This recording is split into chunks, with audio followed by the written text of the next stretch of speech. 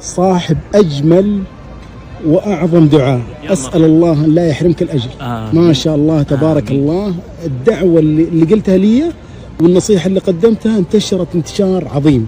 أسأل الله أن لا يحرمك الأجر. مما تظنون يا أبو عبد الرحمن. آمين. الواحد ما يبقى له إلا الذكر الطيب. آمين يا رب. وهذا ترى مو كلام النبي صلى الله عليه وسلم، لا يرد القضاء إلا الدعاء. تخيل ملك الموت عندك واقف ما يرده إلا الدعاء.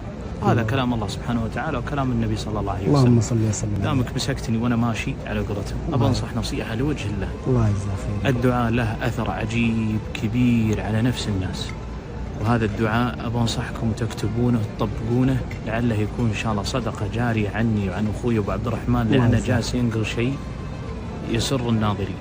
الله يجزاه خير. النبي صلى الله عليه وسلم دخل على احد اتوقع الصحابه والناس في المسجد، فكان يسمع دعاءه قال لقد سأل الله سبحانه وتعالى باسمه الأعظم، إذا سئل به أعطى وإذا دعا به أجاب.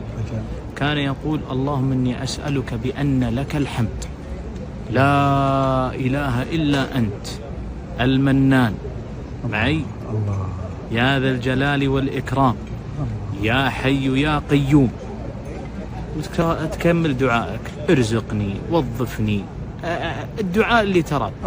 قال النبي صلى الله عليه وسلم لقد سأل الله باسمه الأعظم. يا الله. تخيل انك وقف شعر يدي. الله يجزاه خير. لذلك احفظوه وطبقوه وكثروا في سجودكم. الله يجعله عني وعنك وعن والدي وعن ذريتي وعن الناس اللي الميتين والأحياء. عنهم كجميع صدقة جارية، والله يجعلها إن شاء الله في ميزان حسناتنا.